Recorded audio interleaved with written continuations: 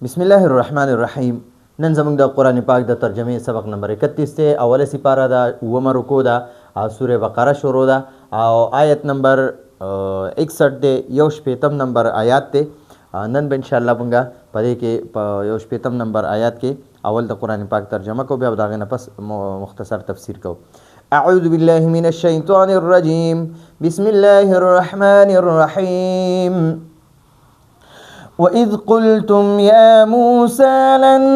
نصبر على طعام واحد فادع لنا ربك يخرج لنا مما تنبت الأرض من بقلها وقثائها وفومها وعدسها وبصلها قال أتستبدلون الذي هو أدنى بالذي هو خير اهبطوا مصرا فإن لكم ما سألتم وضربت عليهم الذلة والمسكنة وباءوا بغضب من الله ذلك بأنهم كانوا يكفرون بآيات الله ويقتلون النبيين بغير الحق ذلك بما عصوا وكانوا يعتدون صدق الله العظيم. وإذ قلتم يا موسى، نو دلته کې بتاسو اذكر محذوف رو باسي، اذكر محذوف پر رو باسي، واذكر او تاسو یاد کئ، واذكر تاسو یاد کئ، اذ هر کله چې قلتم تاسو وی نبی علیہ السلام دی بنی اسرائیل ته وی په مدینه منوره کې وی اذ قلتم، وی تاسو هغه وخت یاد کې کله چې تاسو وی، نو تاسو نه مراد مدینه منوره کې چې کوم يهوديانو هغه ته خبره کوي، خو مراد ته آبا او اجداد دی، یعنی چې تاسو پلاراو نکونو وی وإذ قلتم ستاسو پلارانو نیکونو د موسی علیہ السلام په زمانہ کې چې کوم يهوديانو هغه وی وإذ قلتم، او هر کله چې قلتم تاسو وی، دا قلتم د فعل ماضی جمع مذکر حاضر صيغه ده، فعل ماضی جمع مذکر حاضر. قلتم معنا تاسو وی، وإذ او هر کله چې قلتم تاسو وی یا موسی، اے موسی علیہ السلام، اے موسی علیہ السلام، لن نصبر دا د فعل مضارع د جمع متکلم صيغه ده. نصبر معنا را مونږ صبر کو یا به وکو، خو چې د دې نصبرونه مخکې لن ولګي نو د اخیری حرف لا نصب ورکی، او دا لن معنا ده هرگز نه، بالکل نه. لن نصبر معنا مونږ صبر کو، لن نصبر معنا مونږ هرگز صبر نه کو، مونږ بالکل صبر نه کو، على طعام واحد. طعام واحد معنا دا یعنی المن والسلوى، چې مونږ په من او سلوا، دا من ځان له او طعامو او سلوا ځان له او طعامو، خو دلته کې قرآن کې مراد دا علی طعام واحد نه مراد دا دوانه سیزونه چې یو ځای مخې ته پراته نو خلک وایي لکه یاره زه روټۍ خورم، نو صرف روټۍ خو نه خوري که نه، په طبخي چې پخه شوي مونږ روټۍ هغې ته وایو، خو چې سړی وایي چې یاره زه روټۍ خورم، نو په دې روټۍ کې دته سالن هم پروتي، دته سلات هم پراته وي، دته قسمه قسم سو قسمه خوراکونه دته پراته وي، خو دا هغه وخت کې وایي یاره وایي زه روټۍ خورم، یاره ما د غرمې روټۍ خوړه یا ما د ماسخوتن روټۍ خوړه، نو یو روټۍ خو صرف نه خوړلې که نه، هغې سره نور سالنې وغیره قسمه قسم سبزیانې خوړلي، هغې سره نور قسمونه د سلات وغیره خوړلي، قسمونه ډېري، خو په عام معاشرې کې چې دی خلک وایي یاره ما روټۍ وخوړه. ٹھیک شو؟ نو دقه شانتې دلته د طعام واحد نه مراد من او سلوا دي، چې دا من او سلوا دواړه یې وخوړل، د دوی به دا خوړل، من به خوړه او سلوا به خوړه. سلوا مړزانو وغیره ته وایي، د مړزانو په شانتې یو قسمه مرغۍ د کمترې نه ورکوټې وي، او د مرغۍ چې ده د دې نه به لږ غټو، نو د دې دواړو په منځ کې چې دی دا مړز دغه راځي. نو قرآن کې الله سبحانه وتعالی فرمای وای دا د بنی اسرائیل موسی علیه السلام ته وی وای لن نصبر مونږ هرگز صبر نشو کولای مونږ بالکل صبر نه کو علی طعام واحد یعنی المن والسلوى چې مونږ په یو قسمه خوراک باندې صبر نشو کولای یعنی من او سلوا باندې چیرې مونږ به هر وخت لګیو هم دغه من چیرې را د حلوا په شانتي سپین قسم وای تک سپین د پيو نه زیات سپین او د شاتو نه زیات خواږه چې دغه خوراک دی دا به ساري د پرخې سره را پریوته په پاڼو په کاڼو باندې دی به هغه خوړل نه دی ته من وای لکه نن سبا چې آیس کریم څنګه دی دغه شانتي او سلوا چې دا مړزانو ته وای نو دی له الله پاک دومره ډیر په لکاو مړزان راولېږل به دی به صرف نانیول او هغه به سره کول او خوړل به دا دوه کارونه به دی کول او د اوبو دپاره چې دی کله بیا موسی علیه السلام ته وایي فدع لنا ربک د خپل رب نه موږ دپاره اوبه وغواړه وایي د استسقا موسی لقومه د قوم د موسی علیه السلام د خپل قوم دپاره بیا د اوبو سوال وکړو الله پاک ورته وفرمیل اضرب بعصاک الحجر په دې کاڼي باندې خپله کونټۍ ووهه او د دې کاڼي نه بیا 12 چینې جاری شوې نو الله پاک ورته فرمایل وایي من رزق الله دا د الله رزق دی خورئ دا د الله رزق دی دا من او سلوا او بیا چې دا سلوا بټیران چې دي مړزان دا ډېر زیات ګرم سیز دی نو دغه پس انسان ته د تنده لګي نو الله پاک ورته وفرمایل چې اوس دغه خپلې چینو نه اوبه څکئ چې موسی علیه السلام کم په کاڼي باندې دا امسا والې ده او دې نه دا اوبه راوتې دي چینه چشمه ترې راوتې ده د دغې نه اوس اوبه څکئ نو دا وایي هذا من رزق الله دا د الله رزق دی دا تاسو له الله رزق درکړی دغه باندې نو دی بیا موسی علیه السلام ته وفرمایل چې موږ په دغه یو قسمه رزق چې الله کوم راکړی دی من او سلوا او اوبه موږ نن نصبر علی طعام واحد په دې موږ د الله هېڅ کلم صبر نشو کولی موږ دپاره نور څه انتظام وکړه نو دلته وایي اوس موسی علیه السلام ته وایي ادعو معنا ده تر وغواړه ته دعا وکړه دا ادعو د امر صیغه ده نو بیا فا ورسره میلاو شوه نو بیا وایي فدعو ته دعا وکړه لنا زموږ دپاره لنا د لام جاره سره د نون ضمیر لګېدو د نون الفنا معنا ده زمونږه او د لام جاره معنا ده د پاره نو زمونږ د پاره فدعو ته دعا وکړه لنا زمونږ د پاره ربک د خپل ربنا موسی علیه السلام ته وی ربک د خپل رب نه وغواړه ربنا یې ونه وي چې زمونږ رب نه وغواړه ځکه دی وی چې یاره بس ته پوه شه او ستا رب پوه شه موسی علیه السلام ته به د بني اسرائیلو ده قوي دی الله جل جلاله خپل رب نه ګڼلو دی خو به د هغه سخي عبادت کولو ګڼه بیا موسی علیه السلام په زور زبردستۍ په د هغې باندې قتل کړل هغه کسانو ته وي خپل خلک قتل کوي فقتلوا انفسکم تاسو خپلوان قتل کوي چې چا د سخي عبادت کړی دی نو دی به هغه خلک به قتل کوي چې چا د سخي عبادت نه دی کړی نو د چا پکې زامنو د چا پکې پلارانو د چا پکې رونو د چا پکې ماماګانو د چا پکې ترونو د چا پکې ورېرونو د چا پکې خوریانو نو دغه خلک بیا د کمو خلکو چې عبادت نو کړي دی را پاسېدل او چې د سخي عبادت چا کړی هغه قتل کړه نو دغلته کې ورته بیا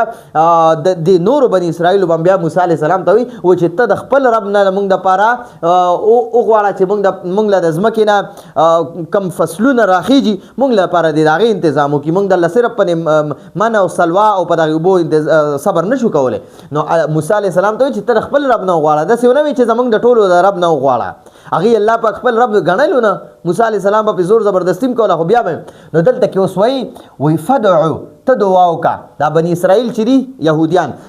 دی موسی علیه السلام ته وایي فدعو ای موسی علیه السلام ته دعا وکړه لنا زموږ دپاره زموږ د دې ټولو یهودیانو دپاره ربک د خپل رب نه یخرج چې هغه پیدا کي هغه راوباسي یخرج کې هو ضمیر هغه الله سبحانه وتعالی ته راجع دی چې الله راوباسي لنا زموږ دپاره مما دا اصل دا مما چې دی که نه دا په اصل کې دی من او ما دی من معنا ده نه او ما معنا ده هغه سیزونه دا ما موصوله دی نو مما کم سیزونه چې دا بني اسرائیل اوس موسی علیه السلام ته وایي ای موسی علیه السلام فدعو ته دعا وکړه لنا زموږ دپاره ربک د خپل رب نه یخرج چې الله پیدا کړي الله راوباسي لنا زموږ دپاره مما کم سیزونه چې تنبتو معنا روباسي یا راټوکي یا را زرغوني د ځمکه کې چې فصل وکړي او هغه فصل بیا را زرغون شي نو هغې ته تنبتو وایي تنبتو او دا تنبتو دا د جمع دا د واحد مؤنث غایب صیغه ده او دا د ارض چې دا مؤنث دی نو ځکه ورله دا تنبتو مؤنث راغی تنبت الارض چې ځمکې را زرغونی ځمکې نه را ټوکېږي ٹھیک شو نو ځمکې را ټوکوي یا ځمکې را زرغونی مما کم څیزونه چې تنبت الارض ځمکه را ټوکوي موسی علیه السلام ته د خپل رب نه زمونږ دپاره د ځمکې نه چې کم څیزونه راوځي کم څیزونه چې د ځمکې نه را پیدا کېږي نو هغه زمونږ دپاره د خپل رب نه دعا وغواړه چې الله پاک مونږ له هغه څیزونه راکړي په دې من او سلوا درله نور صبر نشو کولی نو بیا ورته اوس ورته د هغې بیان کوي چې دا بني اسرائیل لا یهودیان موسی علیه السلام ته وایي چې کم څیزونه مونږ غواړو من بقلها دا بقل سره چې کم ها ضمیر دی د قصا سره چې کم ها ضمیر دی فوم سره ها ضمیر عدس سره ها ضمیر بسول سره ها ضمیر دا ها ضمیرونه دا ټول د ارض ته راجع دي یعنی چې د دې ځمکې ساګ یا سبزي نو بقل خضروات ته وایي هر قسمه سبزی ته وایي دلته ته مونږه بعض مفسرین وایي چې دا ساک ته وایي او بعض وایي چې یار دا هر قسمه خضروات ته وایي هر قسمه سبزی ته وایي نو بقل په اصل کې عربی ته هر عربی کې هر هغه بوټي ته وایي چې د هغه تنه نه وي تنه چې تنه نه وي او په ځمکه خورېږي لکه اوس بادرنګ شو دغه شانتې تورۍ شوله نور داسې کدوان شو وغیره ټنډې شولې نو دا چې د کم بوټي تنه نه وي که نه تنه او لکه اوس بینډۍ ده نو د دې تنه ده ٹھیک شوه دغه شانتې دا کم بانجان چې دي د دغې عموم تنه ده نو بعضې سبزیانو تنه وي تنه اوس تورۍ دي د دې تنه نشته کدوانو تنه نشته د دې کم د نور څومره قسمه سبزي هغه ده چې د هغې تنې نه وي تنې نو هغې ته په عربۍ کې بقل وایي بقل نو دا یهود وایي دا یهود موسی علیه السلام ته وایي چې موسی علیه السلام په یو قسمه خوراک درله صبر نه کوو مونږ له د خپل رب نه هغه څیزونه وغواړه چې کومه ځمکې نه راخیږي نو بیا ورته وایي لکه بقلها د دې ځمکې نه راختو والا ساګ یا سبزیانې وقصائها قصه چې دی که نه قصه دا د قصاءتن جمع ده قصاءتن بادرنګ ته وایي یو بادرنګ ته وایي او قصائها ډېر بادرنګ د دې ځمکې بادرنګ قصائها او د دې واحد راځي دا قصاء جمع ده د دې واحد راځي قصاءتن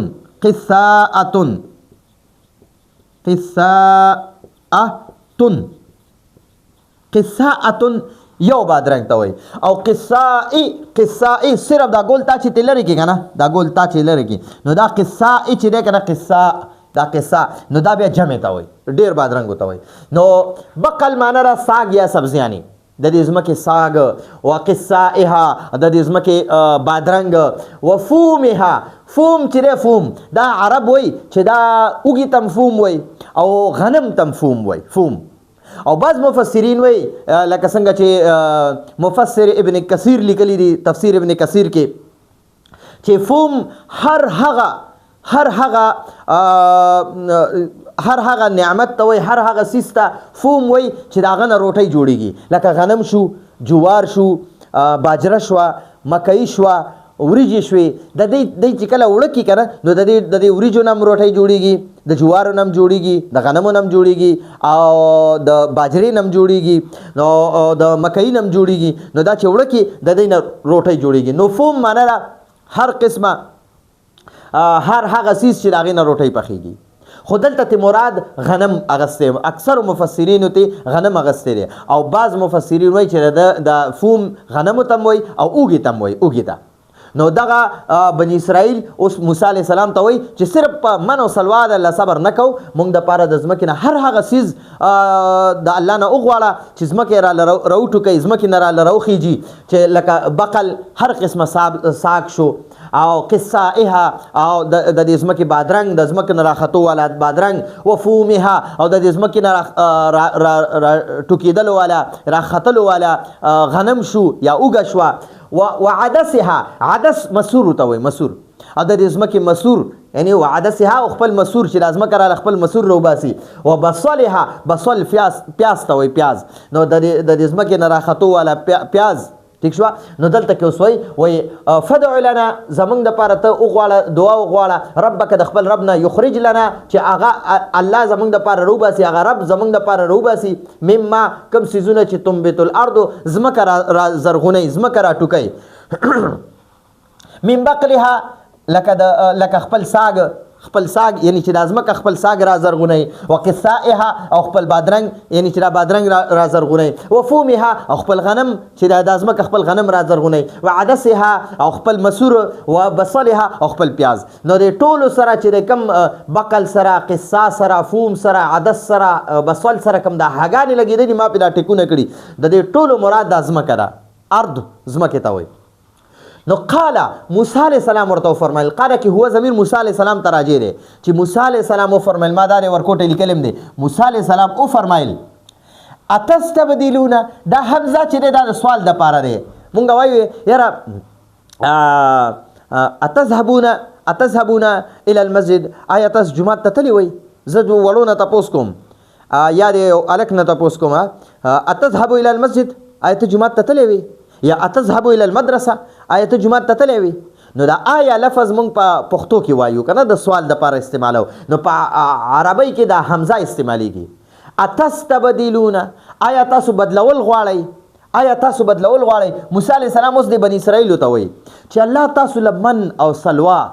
او د کانینا چشمه دا نعمت د لږ من رزق الله د الله رزق دی الله د خپل دا رزق درکې نو تاسو دونه بې وقوف او کمقل او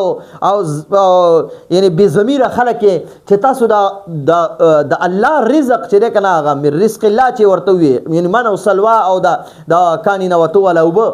د تاسو اوس دا په یو ادنا څیز باندې بدلول غواړئ ادنا څیز څه شی دی بقل دی قصه دی فوم دی عدس دی بصل دی هغه من او سلوا تاسو ته بغیر د محنته ملاوي ده په هغې کې ستاسو د خپل لاس محنت شامل نه اوس که ته ساګ غواړې ته به هغې دپاره خامخا ځمکه ګوټ کې هغې دپاره به تخم راوړې اب پکې شیندې بیا به ته هغې له اوبه ورکې هغې سره به خواري محنت کې چې لږ راغټ شي هغې نه به ګنده بوټي وباسي نو دغه خواري او محنت غواړي نو الله پاک دا موسی علیه السلام د بني اسرائیلو ته وایي چې ظالمانو من او سلوا خورئ او د الله عبادت ته فارغ یئ نو اوس تاسو په خپل ځان ولې په مشقت کې اچوئ په محتاجۍ کې اچوئ ولې ځان په ذلت کې یعنی مبتلا کوئ چې تاسو ساګ غواړئ هغې دپاره به محنت کې پټې به اړئ او ټول محنت به پکې کې که تاسو بادرنګ غواړئ هغې دپاره به هم دغه محنت کې که تاسو غنم غواړئ د هغې دپاره به هم پټې اړئ او هغې کې به دغه کې غنم شیندې بیا به په هغه اوبه کې او بار بار به هغه په 15 میاشتو کې به هغه رسیږي بیا به هغې ته لو کې بیا به ته هغې دپاره تریشل راولي او هغه تریشل به کېږي او دا دوړې به پاسېږي او دا غنم به ته سنبالې او بیا به هغه غنم کور کې صفایي کې بیا به هغه دغه ته وړې دا مشین ته به وړې بیا به د هغې اوړه راوړې اوړه به یې هغه بیا به د هغې اوړه جوړې بیا به د هغې پیړې جوړې تبخي به اچې او هغه به بیا پخېږي په اور باندې بیا به یې ته خوري خو دلته کې در لمن او سلوا الله درکوي نو تاسو ولې دونه ځان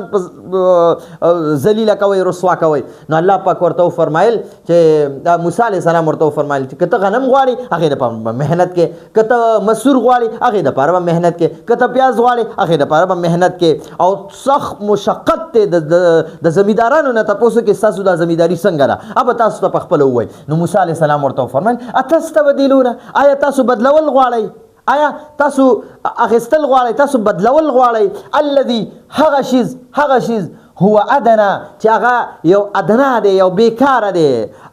الادنا یعنی الاخص الخزي الاخص چې هغه ډېر یو معمولی شیز دی معمولی شیز نو تاسو الذي کم شیز چې هو هغه دی ادنا ډېر معمولی یعنی یو معمولی سیز دی دا بقل او قصه او فوم او عدس او بصل دا ته د غوښو سره بدلول غواړي او هغه هم د مارغانو غوښې او هغه هم قدرتي د اسمان نه راکوزېدو والا حلوا او هغه هم د پیو نه سپینه او د شاتو نه خوږه نو تاسو هغه بدلول غواړئ هغه په دې باندې ادنا یعنی هغه چې کوم مسور او دال او د ادنا سیزونو باندې تاسو قیمتي سیز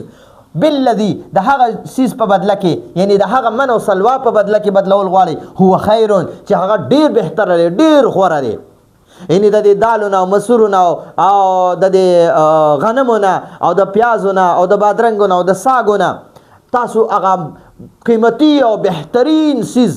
هغه رد کوي او دا سیزونه پکې غواړي او په دې کې مشقت هم نه او هغه ته بغیر مشقت هم ملاويږي نو موسی عليه السلام ورته فرمایل قال موسی عليه السلام فرمایل اتستبدلون آیا تاسو بدلول غواړي الذي کم شیز چې ادنا هو ادنا هغه ډیر ادنا دی معمولی شیز بدلول غواړي بالذي د هغه قیمتي سیز په بدله کې د هغه من او سلوا په بدله کې هو خیر چې هغه ډیر بهتره دی یو خو خیر والا ذکر بهتر او غوره ذکر چې من الله یعنی من رزق الله د الله رزق ورته ویلې دی هغه ته د الله رزق ویلې په د دینه مخکې آیات کې به تاسو اورېدلی وای د استسقى موسی لقومه فقلنا اضرب بعصاك الحجر فانفجرت من 12 عينا قد علم كل اناس مشربهم کلو واشربوا من رزق الله کلو دا منو سلوا خوري واشربوا او دا د کانی نه دا روتون کی چینونه چشمونه وبس کوي من رزق الله دا د الله رزق دی هغه ته د الله رزق وي او دا قصه بقل قصه فوم عدس بصل دې ته نه دی ویلې دام د الله رزق ته خو الته کې هغه ته اشاره دی لپاره ده چې مفسرین وایي دي کې نقطه دا ده چې دا من او سلوا دې دغه ته کې ځکه وي چې را کلو دا من او سلوا خوري وشربو او دا د کانی نه چشمه والا تازه وبس کوي او من رزق الله دا د الله رزق ته دې لپاره ځکه اشاره وکړه چې دا ډایرکټ د اسمان نه الله را لېږل برای راست الله پاک را لېږل په دې کې د بل شیز دخل نه بقل کې قصه کې فوم کې عدس کې بسول کې پدې کې د نور شیزونو دخل دی د ځمکې دخل پکې دی د اوبو دخل پکې دی د زمیندار د مهنت دخل پکې دی هغه مهنت پکې شامل دی او دا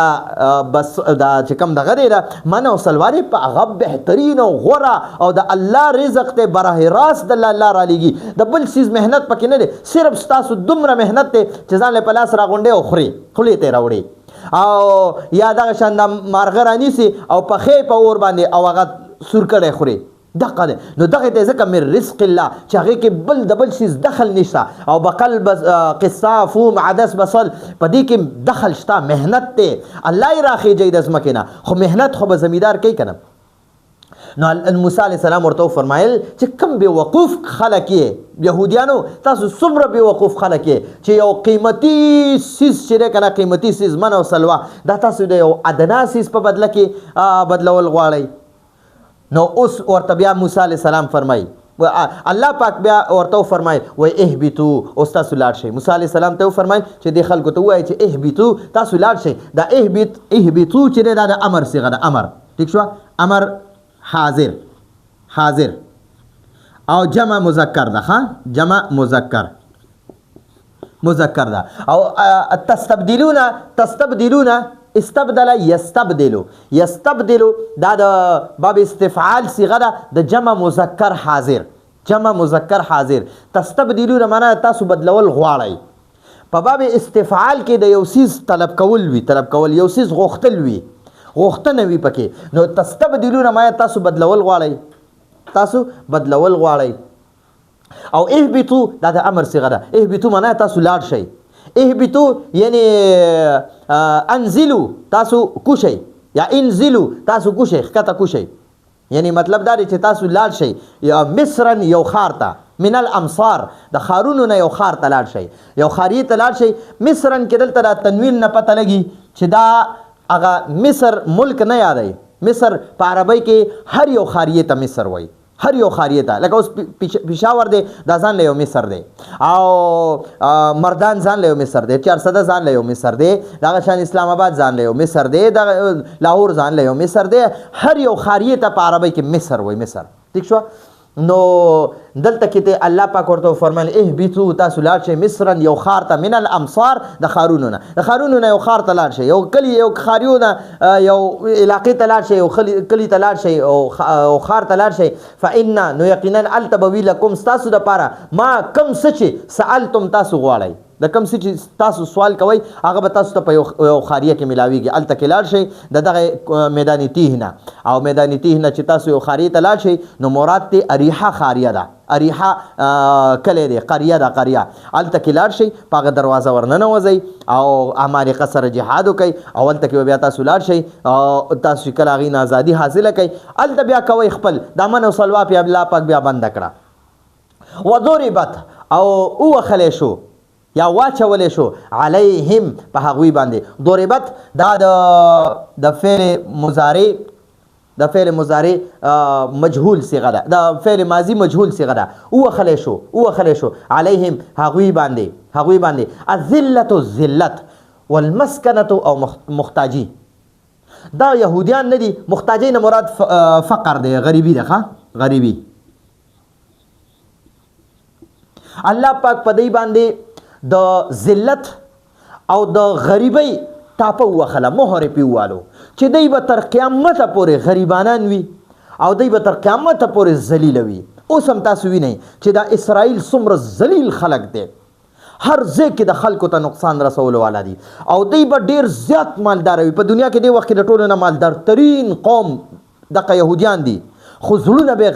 غریبانان وي فقر نه به ډک وي مسکنت په الله مسلط کړی دی او دوی به همیشه به دی ذلیله قوم چې دی که نه دا به همیشه محتاج وي او دوی به په ټول زندګۍ کې الله خپل ملک دی له نه ورکوي نو څنګه چې د هټلر په زمانه کې د هټلر تقریبا 60 لاک شپېته لکه یهودیان مردار کړي وجلي قتل کړي او د انګلند نه د فرانس نه جرمني نه دوی نه په د دوسری جنگ عظیم چې په هغې کې د یهودیان را تښتېدلي او څه مردار کړي 80 لکه مردار کړي ده نو په دې وخت کې چې اوس که ستا یو سوال جوړېږي چې یار دې زمانه کې دا اسرائیل د په فلسطین کې خپل یو ځان له اسرائیل یو ملک جوړ کړی دی نو دا یاد وساتئ ګورئ دوی له به تر قیامته پورې الله خپل ملک کلم نه ورکوي دا په اصل کې د امریکې ملک دی دا دغه ځای باندې امریکا خپل یو چونۍ جوړه کړې ده دا د امریکې او د برطانیې چونۍ ده او دا دغه یې پکې نولي دي د اسرائیل یې پکې نولي ځکه چې دا یو ډېر ظالم قوم دی ظالم چې دوی پیغمبران قتل کړي دا دی ویقتلون النبیین بغیر الحق دوی به په ناحقه پیغمبران قتلول شهیدان کول به که زکریا و یحیی علیهم الصلاة والسلام لکه یحیی علیه السلام او زکریا علیه السلام چې په ارو باندې دا شهیدان کړي او تر عیسی علیه السلام پورې په هغه باندې خواري کړي چې عیسی علیه السلام مونږ هم شهید کو خو الله پاک اسمانونو ته وخېجولو نو دوی په یو ورځ کې 300 پیغمبران د سار نه غرمې پورې دې ټایم کې د سار نه غرمې پورې دې وخت کې به دوی 300 پیغمبران په یو ورځ کې دوی ظالمانو به قتلول شهیدانول به نو دا هغه ذلیل قوم دی یو کمترین قوم دی په دنیا کې د ټولو نه الله په ذلت ټاپه لګولې ده او مسکنت چې زړونه به غریبانان وي که دوی سره دا ټوله دنیا هم شي که نه دوی به د نور شي سپیتوب هم کوي نو دوی کې دا سپیتوب شته دی نو یاد وساتئ ګورئ دا هغه ظالم ذلیل او ظالم قوم دی که نه چې دوی په پیغمبرانو باندې سرپه نه ده کړې نو د فلسطین په خلکو به څه سرپه وکړي دې وخت کې په ایران باندې یا داسې نور د دنیا مسلمانانو ملکونو باندې به څه دوی سرپه وکړي څه به په دوی باندې رحم وکړي چې دوی په خپلو پیغمبرانو باندې چې هغه وخت کې چې کم پیغمبران به د دوی مشرانو په هغې رحم نه دی کړی رسول الله صلی الله علیه وسلم باندې خواري محنت کړی چې دا مونږ څو ځلې ورله پروګرام جوړ کړی چې یاره دا مونږ شهید کو خو بیا چې کله نبی علیه الصلاة والسلام مکه مکرمه فتح کړه او بیا دوی واپس مدینې منورې ته تشریف راوړو نبی علیه السلام نو بیا یو یهودنې ښځې ورله روټۍ پروګرام کړی او د ډېر خوشحالۍ باندې ورغلې وه ورته دا ووی نبی علیه السلام ته چې کیدای شي زه درته څه خوشخبري واورم مطلب یې دا کیدای شي چې زه ایمان راوړم نو دې چیلۍ حلاله کړه په هغې کې اور د هغې په دا پتون نه دی په دغې کې ورته زخر اچولی و او چې کله بیا دا نبي علیه السلام روټۍ خوړه چې څنګه خولې ته رانږدې کړه او د شونډو سې ولګېده نو هغه چیلۍ د پتون نه آواز راله چې یا رسول الله زه مسمومه یم په ما کې زخر ملو کړی شوي دي او تاسو ما مه خورئ خو بیا هم د نبی علیه السلام شونډو مبارک سره لګېدلې وه نو د هغې نه پس بیا نبی علیه السلام چې دا 63 سال عمر کې د دنیا نه رخصت شوی و که نه نو دا د هغې زهر او اثر د هغې نه شهید شوی دی. نو دا یاد وساتئ چې زمونږ په رسول الله صلی الله علیه وسلم باندې دی سرپه نه ده کړې. نو دا په دې زمانه کې اسرائیل په یو وخت کې په چا باندې دی سرپه نشي کولی، نه کوي، دا ظالمان نشي کولی. د دې زړونو کې رحم شته دی نه، هغه په دې الله ذلت او غریبي محتاجي مسلط کړې ده. د زړه غریبانان دي دی او یو قسمه پلیت بدبوی به د دی نه ځي، ځکه چې الله دی ذلیله او محتاجه کړي دي. او قرآن کې الله پاک فرمایي که نه بل یو ځای کې وضربت علیهم الذلة اینما ثقفوا اینما ثقفوا، دی چې چرته کې موسیږي په دی باندې الله د ذلت ټاپه لګولې ده. خو بیا مخکې ویلي بحبل من الله الا بحبل من الله وحبل من الناس، یعنی دی به همیشه ذلیل وي خو کم خلق چې الله بچ کوي. نو ګورئ که د دشمن هم وي که نه او د هغې ښځې هم وي، نو مسلمانانو ته حکم دی چې د دشمن ښځې به نه قتلوئ، د دشمن ماشوم به نه قتلوئ، د دشمن بوډا به نه قتلوئ، د دشمن مریض به نه قتلوئ. او دغه الله حکم کړی دی چې دا به تاسو نه قتلوئ. نو هغې ته حبل من الله وایي چې دا الله پاک طرف نه دی باندې یعنی دا خلک به نه قتلوئ، دی ته دغه طرف نه ډیل دی. وحبل من الناس نه مراد دا دی چې یاره دی له خلکو یعنی پناه ورکړي وي. مطلب دا دی چې دی په کوم ملک اوسیږي نو هغې له به جزیه ورکوي، د هغې غلامي به کوي، غلامي جزیه به ورکوي، ټیکس به ورکوي، هر میاشت کې یا هر ورځ ټیکس به ورکوي او دی به په هغه ملک کې دی په امن کې به وي. نو تاسو کو څه وایي که نه چې یاره دا په اسرائیل کې دا کم دلته کې اوس دا اسرائیلیان او یهودیان پراته دي که نه، دوی یو ځان له خپل ملک جوړ کړی، دلته خو په قرآن باندې بیا نعوذ بالله اعتراض جوړېږي. نو یاد وساتئ ګورئ دا د دوی خپل ملک نه دی، دا د دې خپل ملک نه دی، دا د امریکې لاس دی دی سره، د برطانیې لاس دی دی سره، د یورپ لاس دی دی سره. دی چې د دوی نه لاس راښکلو که نه دا اسرائیل د 2 منټو نه دي، د 2 منټو. زموږ مسلمانانو کې الله پاک د جهاد جذبه اچولې ده، د ایمان جذبه ده پکې، د قرآن نورانیت ته ورسره، د احادیثو نورانیت ته ورسره، د منځ او د نیک اعمالو د تهجدو د دې نورانیت ته ورسره، د الله مدد ته ورسره مسلمان سره. مسلمان به همیشه الله پاک سرخرو ساتي، اوچت ټیټ سره به نه ساتي همیشه به. خو بشرط دا دی که دا مسلمان په خپلو عیاشۍ کې ډوب نه شو، لکه څنګه چې نن زموږ مسلمانان ملکونه په خپلو عیاشو کې ډوب شوي دي. نو الله پاک دغه ظالمان بیا هغه شانتې چې څنګه به پیغمبرانو باندې رحم نه کولو داسې زموږ په مسلمانانو باندې رحم نه کوي. او زموږ مسلمانان دونه بېوقوف او قمقل دي، قمقل چې د دغې یهودیانو هغه کم پروډکټ چې دي، کم د هغې تیار کړی شوي څیزونه دي، د هغې د کپنو څیزونه دي، لکه څنګه لیز چپس شو، دغه شانتې ډیو شو، او پیپسی شو، کوکا کولا شو، دا 7 اپ شو، مرینډا شو، دا د دې پروډکټ د دې کپنو تیار کړي دي. او دې باندې چې کم زموږ مسلمانان استعمالوي، دا قمقلان خلک استعمالوي، او د دې د وجې دې باندې عمدقه یهودو ته د دې دغه رسیږي، انکم رسیږي، د دې هغه ګټه ور رسیږي، او په هغې باندې دغه میزایلونه او دغه ټکنالوژي جوړوي او زموږ مسلمانان پې ختموي. نو زموږ مسلمانانو کوم دغه قمقلتوب دی. نو موږ له پکار دي چې قرآن باندې ځان پوه کړو، چې کله موږ په قرآن پوه شو موږ به دا د بني اسرائیل دا چې کوم څومره اسرائیل دي، دغه شان څومره یهودیان دي، نصوارا دي، یا څومره د دین او د قرآن او د احادیث او د الله او د الله د رسول او د مسلمانانو او د مدرسو د خانقاګانو او د دینی خلکو دیندارو خلکو دشمنانی موږ به هغه بیا پیژنو که موږ په قرآن ځان پوه کړو. چې په قرآن ځان موږ نه پوهیو نو دغه شانتې به ذلیل او خوار یو. ٹھیک شو جی. نو الله پاک فرمای وضربت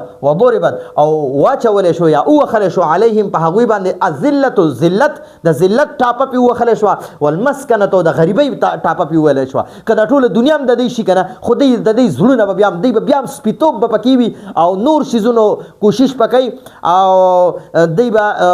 زړونه به الله نه مالدار کوي. غنی ګوره غنی هغه ته وایي کنه چې په ظاهر ورسره نه خو زړی مالدار وي، دغه کس ته غنی وي، هغه غنی وي. او مسلمانان الحمدلله غنیان دي، غنیان. الله پاک پکې دا صفت ایښی دی. وباءو او هغوی اخته شول. وباءو دا باءو دا د جمع مذکر غایب صیغه ده، د فعل ماضی، د فعل ماضی د جمع مذکر غایب صیغه ده. باءو هغوی اخته شو، دا یهودیان اخته شو. بغضب په غضب کې، بغضب په غضب کې، من الله د الله، دی د الله په غضب کې اخته شول، دی الله په خپل غضب کې راګیر کړي دي، دی به تر قیامت پورې داسې د الله په غضب کې ګیر وي. ذالک دا د الله غضب، دا د الله غضب، دا ذلت، دا مسکنی بانهم د دې وجه نه وو، د دې وجه نه چې هغوی د دې وجه نه چې هغوی کانو وو یکفرون انکار کولو والا بآیات الله د الله د آیاتونو. یعنی د یهودیان چې څومره دي د انجیل نه مني، د قرآن مجید نه مني، او دوی په تورات کې د رجم آیاتونه نه منل، او د رسول الله صلی الله علیه وسلم کم صفات یا کم پیشنګویانې دا چې په تورات کې د هغې نه به انکار کولو. نو دا د دې وجې نه په الله پاک دا غضب نازل کو، او د دې وجې نه چې د الله کم نعمت وکنه نعمتمن او سلوه د هغې بې حرمتي وکړه او د حد نه نور تجاوزات یې وکړل. او موسی علیه السلام ته وایي فذهب انت وربک، تو او ستا رب دې لاړ شئ فقاتله او دغه عمالقه سره د جهاد وکړي. انها هنا قاعدون، مونږ به دې ځای کې به وادي سینا کې ناست یو یا به میدان تیه کې ناست یو، مونږ به دلته ناست یو، ته ځه او ته خپل رب دې ځه او هغه طاقتوره عمالقه سره جهاد کوه. نو دغه هم دوی نافرماني وکړه. بله نافرماني څه وه چې دوی د سخي عبادت وکړو، چې موسی علیه السلام کوه طور ته لاړو نو دوی هلته کې بیا په میدان تیه کې ځان له سامري ولا سخی جوړ کړو او د هغې عبادت یې شروع کړو. هغه ته به یې سجدې کولې، د هغه نه به سوالونه کول، د هغه نه به خپل مرادونه پوره کول، خواهشات به د هغه نه غوښتل. نو دلته کې ورته وایي وباءو، او هغوی دا یهودیان اخته شول، هغوی اخته شو بغضب په غضب کې من الله د الله جل جلاله. ذالک دا غضب بانهم د دې وجې نه په هغوی باندې و کانو چې وو یکفرونه انکار کولو والا دی انکار کولو. یکفرونه دا د فعل مضارع د جمع مذکر غایب صیغه چې هغوی به انکار کولو بآیت الله د الله د آیاتونو. د کم آیاتونو چې هغه کم ما تاسو ته وي تورات به هم نه منلو، او دام د الله د نښو نه یو نښه د الله یو کتاب دی، قرآن مجید منکر دي. دې وخت کې څونه یهودیان چې قرآن نه مني، د رسول الله صلی الله علیه وسلم څومره صفات او څومره خبرې چې د نبی علیه السلام په تورات کې وي د هغې انکار کولو، او د رجم آیاتونه چې څومره په تورات کې هغه به یې نه منل. ويقتلون، او دا غضب په د بل څه د وجې نه و، د دریو خبرو د وجې نه په دې باندې غضب و. ذلک بانهم کانوا یکفرون بآیات الله، دوی به د الله د آیاتونو نه انکار کولو، د دې وجې نه د الله غضب په هغې باندې مسلط شو. ویقتلون، او هغوی به قتلول النبیین، نبیان د الله پیغمبران به قتلول. ويقتلون النبیین کزکریا و یحیی علیهم السلام، لکه زکریا علیه السلام او یحیی علیه السلام چې دوی په ارو باندې داسې سیرلی وو او په ارو باندې شهیدان کړي، یعنې د سر باندې لاره کېښوده د زکریا علیه السلام، او داسې ریبلو تر داسې تر په بالکل بدن یې ولا په منځ باندې نیم کړی، داسې شهیدان کړي په بې دردۍ سره، په بې رحمۍ سره. ویقتلون، دا یقتلون دا د فعل مضارع د جمع مذکر غایب صیغه ده، په دې کې چې کم ضمیر دی هغه دغه یهودیانو ته راجع دی چې دې یهودیانو به قتلول النبیین، نبیان د نبی جمع النبیین راځي، نبیین انبیا هم راځي او نبیون هم راځي. دا نبیون چې کله حالت نسبی ته شي نو نبیین راځي. ويقتلون، او د یهودیانو به قتلول النبیین، نبیان انبیا علیه السلام به وجل بغیر الحق، په ناحقه باندې، یعنی په ناحقه باندې به وجل. ګناه نه خو پیغمبران پاک وي. د حق قتل درې قسمه دی. حق قتل یعنی یو کس چې د اسلام نه مرتد شي کنه او بل مذهب اختیار کی، نو په شریعت کې د هغه قتل کول حق دی، هغه قتلول په حق دی. دویمه هغه انسان چې هغه بدکاری وکړي او شادي شوده وي، دواړه ښځه او سړی دواړه واده شوي، نو الله پاک حکم دی چې هغه به تاسو رجم کوي. او دریم چې کله یو کس بل کس قتل کی، نو اوس د دغه کس نه قصاص اخیستل، دا قتلول اوس دا حق دی. نو درې قسمه قتل هغه حق دی. یو د قصاص قتل حق دی، دویمه د رجم حق چې کم حکم دی، یعنی کم انسان بدکاری وکړه هغه رجم شي، دغه مرګ حق دی. او دریمه چې کم دغه دی کم چې یعنی بل کس قتل کو، نو دا کس هم قتل کیږي. نو دا درې قسمه قتلونه دا حق دي. خو یاد وساتئ هغه انسان تباه و برباد شو چې کم کس هغه به قیامت پورې د هغه نسلونه به ذلیل او محتاج وي، او رسوا به وي او د الله په غضب کې به اخته وي تر قیامته پورې څومره نوسي کړوسي او پردي او کودي او دا ټول چې څومره راځي هغه ټول دغه وي جي ذلیل او رسوا به وي ذلت کې به مبتلا وي او غریبي به په الله پاک راولي کله به خکینه او د الله په غضب کې به هر وخت مبتلا وي هر قسم مرزونه به هغه خلکو کې وي چې چا دوه قسمه یا پیغمبر راپاسېدو دغه خلک قتل کړه چې پیغمبر په چا غزار وکړو کنه او کم کس قتل کو نو دغه کس په قیامت پر ورځ الله نه بخي او تر قیامت پورې به دغه نسلونه تباہ برباد وي یا دغه کس راپاسېدو پیغمبر شهید کو نو دغه کس په الله تر قیامت پورې ذلیل محتاج او په خپل غضب کې ساتي لکه څنګه چې يهوديان دي چې د پیغمبران شهیدان کړل پیغمبران شهیدان کړه او پیغمبر څوک شهید مردار کړي دي لکه څنګه چې په ابو جهل باندې نبی علیہ السلام غزار کو او په دې مړی باندې نری غونته کې کر خراله او الله پاک مردار کو الله پاک هغه مردار کو نو تر قیامت پورې داغه نسل الله ډول نه چلولو او چې څومره داغه نسلونه ټول به قیامت پورې هغه ذلیل او رسوا او د الله په غضب کې بوي نو کم کس چې پیغمبر قتل کو یعنی پیغمبر را پاسېدو او هغه کس قتل کو نو دغه کس خاندان تر قیامت پورې ذلیل او رسوا او د الله په غضب کې او یا دا کس را پاسېدو او پیغمبر شهید کو نو دا کس په همیشه د قیامت پورې په ذلت په محتاجۍ او د الله په غضب کې بوي نو دلته کې وای ذالک دا د الله غضب بانهم په دې خلکو باندې د دې وجنو کانوا یکفرون بیاات الله چې دوی به د الله د آیاتونو نه انکار کولو ويقتلون النبیین او نبیان به شهیدان کول ويقتلون او هغوی به قتلول د يهوديانو به قتلول نبیین انبیاء علیه الصلاۃ والسلام بغیر الحق بنا حق باندې ذالک دا د نبیانو قتل ذالک د دې د اشاره د نبیانو د قتل ته ده شهید کولو ته ده ذالک دا به دی به د پیغمبران ځکه قتلول بما د دې وجنه چې عصوا هغوی نافرمانی وکړه د يهوديانو نافرمانی وکړه او د پیغمبران حق نه حق باندې په نه حق باندې شهیدان کړل وكانوا يعتدون او ومن او كانوا يعتدون حد نبوتل هغوی به د حد نوتل مسلسل حد نوزي اوسم د په حد کې نه دي نو يعتدون دا د فعل مضارع جمع مذکر غائب صيغه جمع مذکر غائب صيغه نو دغه کې د کې چې کم ضمیر دی د يهوديانو ته او د عصو چې د فعل مضارع د فعل ماضي جمع مذکر غائب صيغه جمع مذکر غائب صيغه د دې معنی د هغوی به نافرمانی کوله د يهوديانو به نافرمانی کوله او د حد نه بوتل چې الله کوم حدود دی د پر مقرر کړو چې نبیانو ته سوای نه نبیانو خبره ممنئ د الله د آیاتونو د انکار نه کوي او تاسو به نور د الله په کم فرامین دي په هغه کې به تاسو ټال مټول نه کوي نو دوی لپاره حدود مقرر شوي نو دوی به هغه حدود نه اوړېدل دا حدود نه به تجاوز کولو دا غیر به وتل دا حدود نه به وتل نو دا کانوا یعتدون حد نه به زیاتېدل یا د حد نه به وتل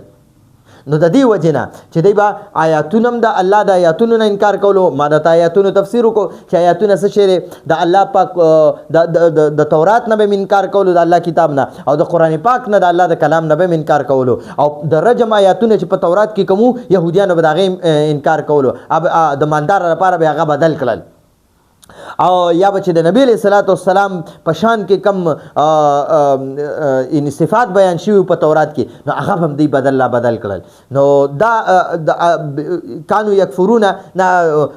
یکفرون بیاات الله نه دغه مراد ده دا آیات د الله د آیاتونو مراد دغه آیاتونه دي ويقتلون النبیین دا غضب په د دې وجه نه چې دی پیغمبران بغیر الحق په نه حق باندې شهیدان کول او ذالک دا د پیغمبرانو قتل به بما د دې وجه نه دی کولو چې عصو هغوی نافرمانی وکړه د يهوديانو نافرمانی وکړه او پیغمبران شهیدان کړه وکانو یعتدون او دی به حد نه وتل د حد نه به تجاوز کولو چې الله کوم حد دی لپاره مقرر کړو چې رداز دې زه ته دې کار ته نه نږدې کېږي دی به هغه کولو